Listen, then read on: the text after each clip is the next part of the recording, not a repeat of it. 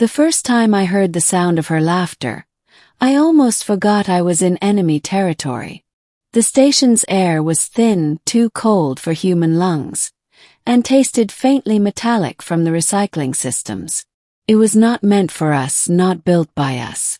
The Ketheri designed it as a forward outpost on the edge of contested space, part fortress, part temple. And now, against all odds, I was inside it, a prisoner of war. At least that's what I thought I was.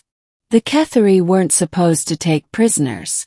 Officially, they considered humans a dangerous, half-evolved nuisance. Their warriors were efficient, their fleets disciplined, their technology decades ahead of ours. Yet somehow, when my shuttle was destroyed above Kefir Station, I survived. I woke up not in the void, but on a hard slab inside their medical bay. That's where I first saw her. Tall, angular, her skin a pale shade that shimmered faintly in the blue-white light. Eyes like molten silver, unblinking, unyielding. She wore ceremonial armor, etched with glyphs that pulsed faintly as if alive. She looked at me not with hatred, but with something sharper, curiosity. "You should not be alive," she said in her tongue, a flowing cascade of vowels and clipped consonants. I didn't understand her then, but I listened. I always listened. Weeks passed. They didn't execute me. They didn't interrogate me either, not in the brutal way I expected. Instead, I was left in a cell, given food, water, air. Guards watched me but never spoke. And yet, through the thin walls, through overheard conversations and shouted commands, I began piecing together their language. Slowly, painfully, word by word. I had always been good with languages, an old habit from a childhood spent moving across human colonies. Words fascinated me. They were bridges, hidden codes waiting to be cracked. And here, surrounded by enemies, words became survival. It was months before I dared try. The opportunity came when she entered my cell. She moved with the effortless grace of someone born in low gravity.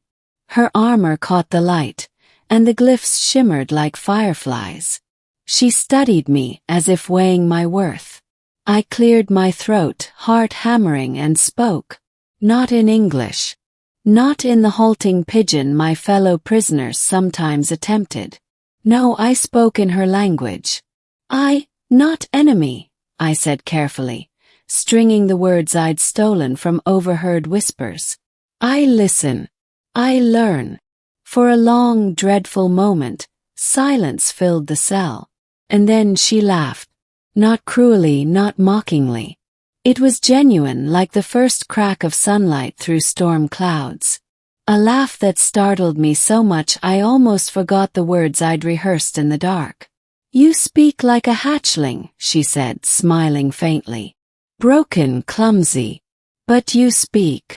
Something shifted that day. The lessons. Her name was Lyra. At least, that was the closest human approximation. She was no ordinary soldier. I would later learn she was Ketheri nobility, daughter of a high warlord, trained in both warfare and the old traditions of their people. And for reasons I still don't fully understand, she decided to teach me. Every day she visited my cell. She brought no weapons, no guards, just her voice. She corrected my pronunciation, explained subtle meanings, showed me the way a single inflection could turn a plea into an insult. Sometimes she grew frustrated, her silver eyes narrowing when I mangled a phrase. Other times she seemed amused. "You have the ears of a child," she told me once, "but the persistence of a warrior." Language lessons turned into conversations. Hesitant, broken at first, but growing deeper. I asked about her people, her culture. She answered cautiously at first, then with more openness.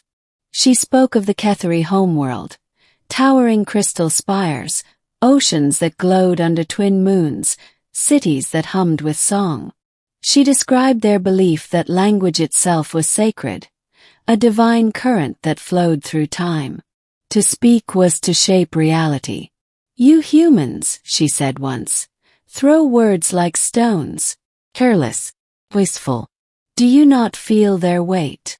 I thought of Earth, of shouting matches in crowded marketplaces, of politicians drowning meaning in endless speeches.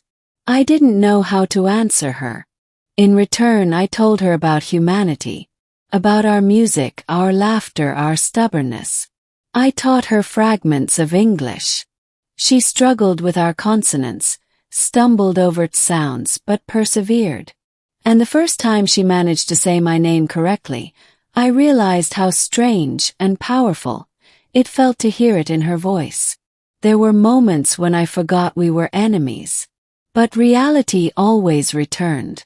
Outside my cell, war raged.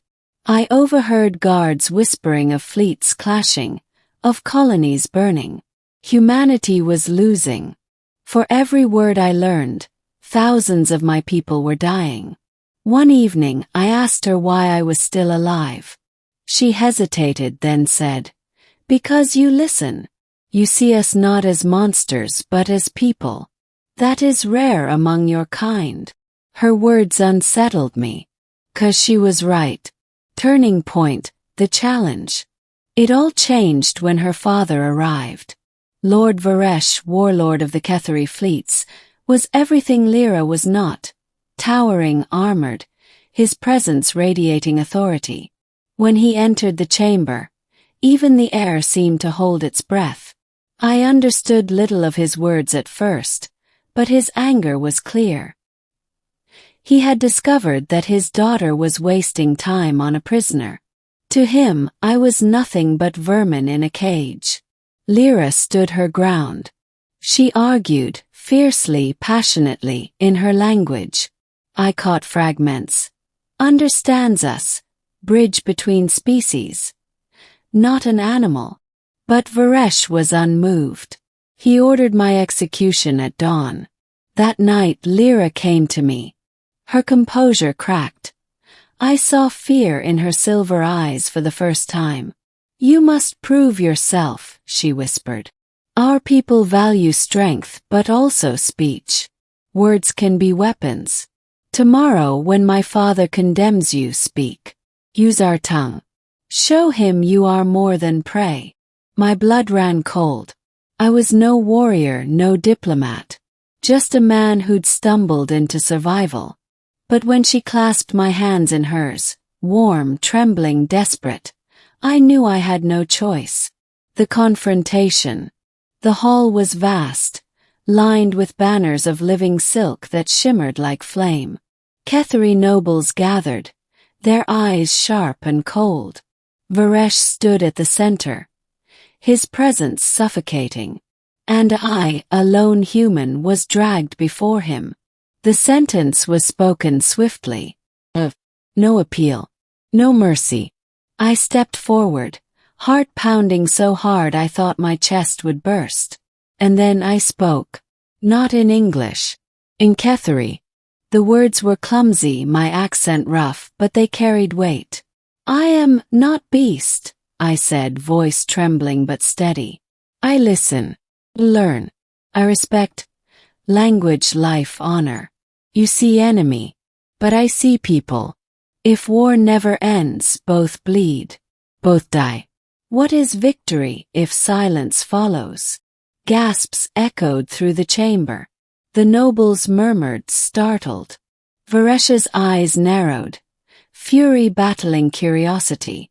And then, from the corner, Lyra laughed softly. Not mockery, encouragement, a reminder of that first moment.